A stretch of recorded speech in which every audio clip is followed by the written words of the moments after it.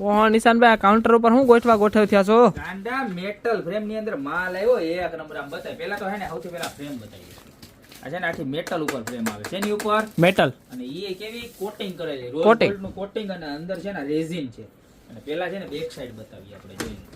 Back side જોવો તમે, આખું સનમાઇકો મારેલું લાકડાની ઉપર. અને હવે પ્રોડક્ટ જોવો, સાઈઝ ની વાત કરું ને તો 24x48 એટલે કે 2 ફૂટ ઊભી ને 4 ફૂટ આડી એકદમ પ્રીમિયમ અને જોરદાર ક્વોલિટીની વસ્તુ છે ને.